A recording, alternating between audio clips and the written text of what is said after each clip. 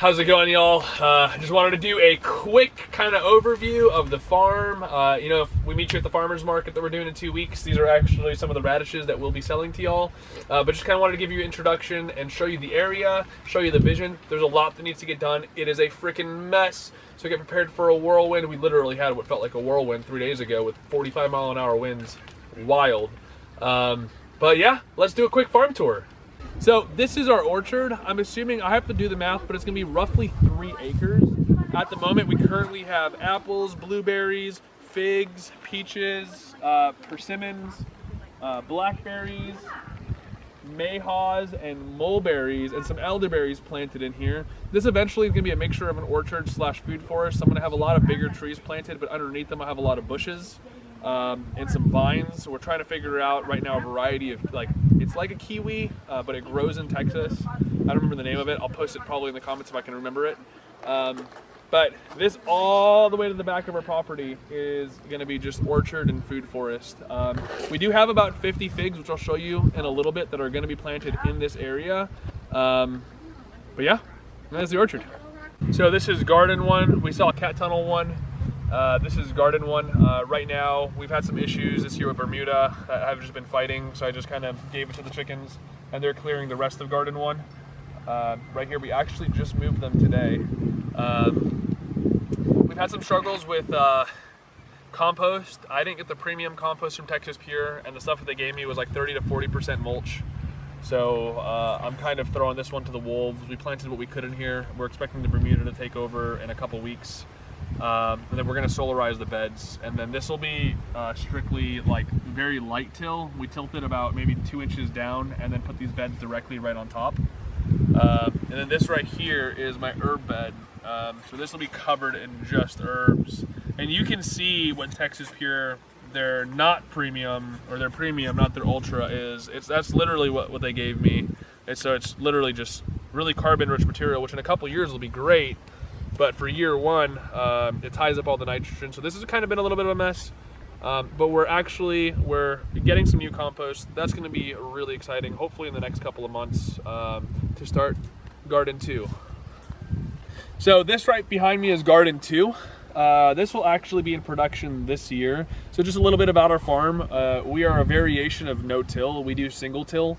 We'll be tilling this earth only once.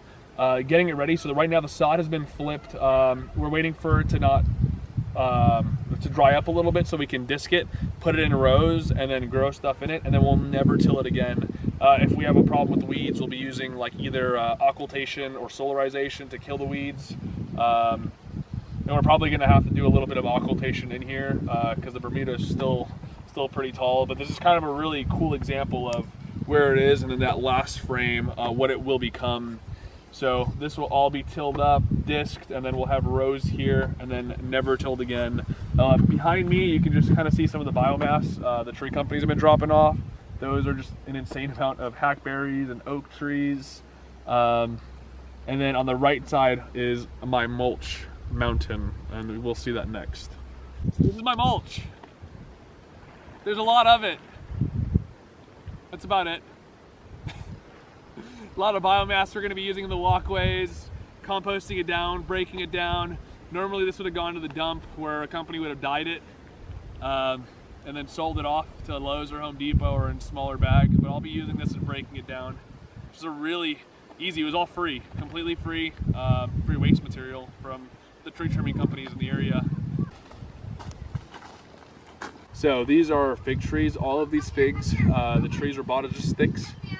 I rooted most of them, and they're all doing pretty well. I mean, this will be a huge part of our orchard, and this will probably be a lot of production that we do over the next couple of years. Figs are really cool because they'll produce their first year, and then on top of that, they just never stop. They are very vigorous producers. So these I'm really excited for because this is the beginning to our pick your own farm. We're going to be doing a pick your own blackberry and fig farm, but there's more on that to come. So that's really the whole entire farm. There's a lot more to come. In the next couple of years, we're going to be doing a pond so we don't have to use city water nearly as much. The orchard's starting to come in pretty nice. We're going to do about an acre of a fallow, just wildflower field. Next year, I'm probably going to reseed about 6 or 7 acres with wild native grasses. I'm really excited for that. And then really just wanted to show y'all where your food's coming from. I mean, let's find a good, oh, that's a deep one. I'll be bringing these to y'all on the 16th. So you guys will probably be, oh, that's so pretty on the inside. I'll be bringing these to y'all on the 16th. I'm really excited to meet y'all. I'm really excited to just kind of get to know some of your names. I'm really excited for you guys to try our produce.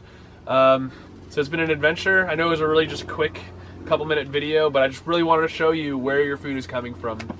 Well, y'all, have a good one. We'll see you soon.